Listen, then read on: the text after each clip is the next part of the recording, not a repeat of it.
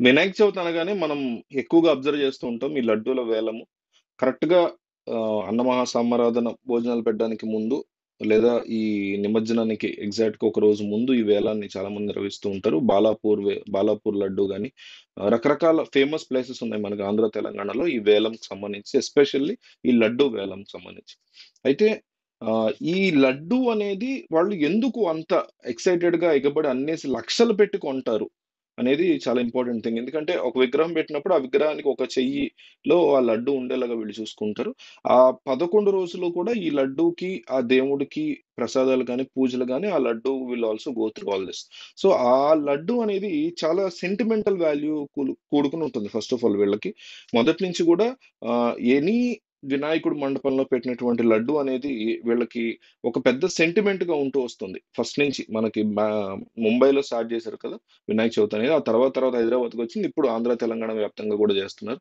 So, ఇక్కడ అందరికీ ఎట్లా అయితే వినాయకుడు చాలా ఇంపార్టెంట్‌గా వస్తూ వచ్చాడో, లడ్డు యొక్క వేలం గూడా ఇంపార్టెంట్‌గా వస్తూ వచ్చింది. ఎస్పెషల్లీ ఆంధ్ర, తెలంగాణలో ఈరోజు వినాయకుడి యొక్క వేలంలో లడ్డూని ఎంత ఖర్చయినా పెట్టి కొనడానికి ప్రయత్నిస్తారు. అయితే యాక్చువల్‌గా ఈ లడ్డూని తీసుకొని తినేది చాలా కొంచెమే.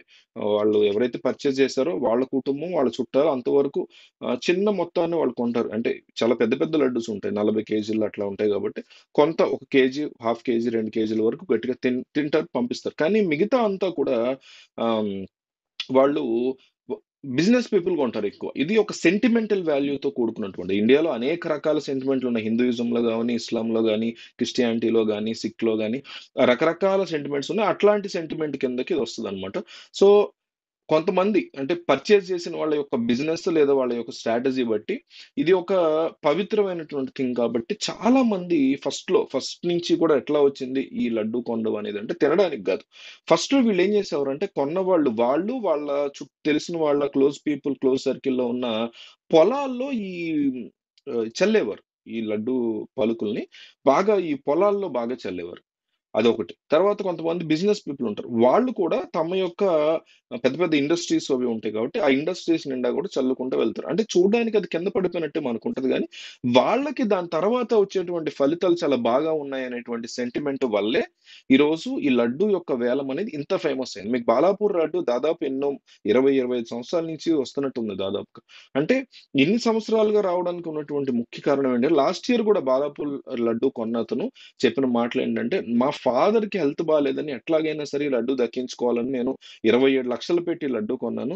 అప్పటి వరకు చనిపోతాడన్నటువంటి మా నాన్న ఆ లడ్డు కొన్న 2, 3 డేస్‌లోనే హార్ట్ స్ట్రోక్ వచ్చిన పేషెంట్, డాక్టర్లు చచ్చిపోతాడన్న పేషెంట్ చాలా సక్సెస్‌ఫుల్‌గా హాస్పిటల్ నుంచి బయటకొచ్చాడు అనేసి చెప్పడం జరిగింది. అంటే తినడం అనేది అసలు మ్యాటరే కాదిక్కడ. ఓన్లీ కాన్సెప్ట్ ఏంటంటే అది పర్చేజ్ చేసి ఒక పొలంలో చల్లటం గావచ్చు, ఒక ఇండస్ట్రీలో పెట్టుకోవటం గావచ్చు, మనకు తెలిసిన వాళ్ళందరికీ పంచడం గావచ్చు. లడ్డూని దేవుడికి 11 రోజుల పాటు, 9 రోజుల పాటు చేసినటువంటి పూజ ద్వారా దక్కించుకున్నటువంటి లడ్డూని మనం మన ప్లేస్‌లో మన వర్క్ ప్లేస్ అనండి, లేకపోతే మన అగ్రికల్చర్ ప్లేస్ అనండి, మన హెల్త్ ఇష్యూస్ అనండి, వీటిల్ని సాల్వ్ చేసుకోవడానికి మాత్రమే బాగా సెంటిమెంటల్‌గా వర్కౌట్ అవ్వటం వల్ల ఈ లెవెల్‌కి ఉంటది. ఎంతగా లడ్డూ అనేది మనకి ఫేమస్ గాని, లేకపోతే ఎంతగా జనాల్లో ఈ అంశం వెళ్ళింది అంటే, ఈరోజు మీరు అబ్జర్వ్ చేస్తే గత 11 రోజులుగా జరుగుతుంది కాబట్టి వినాయక చవితి మహోత్సవాలు.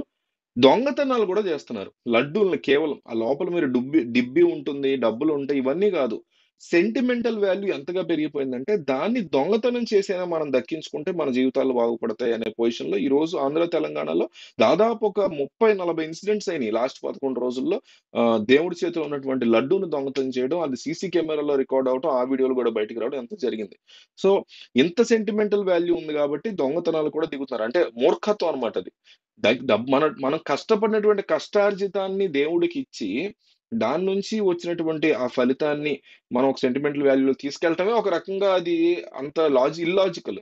అలాంటిది కష్టాన్ని ఇవ్వకుండా డైరెక్ట్‌గా దాన్ని దోచుకెళ్ళిపోతే, ఇంకా శాపం తగులుతదేమో అనుకోవాల్సినోడు అది మంచి జరుగుతుందనుకుని దొంగతనం చేస్తున్నాడంటే ఎంత సెంటిమెంట్‌లో గూడా మనోళ్ళు అసలు ఎంత ఇల్లాజికల్‌గా బిహేవ్ చేస్తారనడానికి ఇదో ఉదాహరణ. మొత్తానికి ఈ లడ్డూని కొనేది తినడానికి కాదు.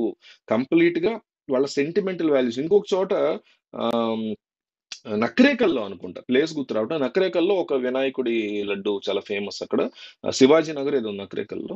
వాళ్ళకి బిగ్గెస్ట్ సెంటిమెంట్ ఏంటంటే, ఆ పర్టిక్యులర్ శివాజీ నగర్‌లో ఎప్పుడు పెట్టేటువంటి వినాయకుడికి సెంటిమెంట్ ఏంటంటే, అక్కడ ఎవ్రీ ఇయర్ ఎవరైతే వేలం లడ్డు కొంటారో, వాళ్ళకి నెక్స్ట్ ఇయర్ కల్లా సంతానం కలుగుతుందనేది అక్కడ ఏర్పడినటువంటి సెంటిమెంట్. అక్కడ కూడా లాస్ట్ 15 ఇయర్స్ గానో, 12 ఇయర్స్ గానో ఇదే నడుస్తుంది.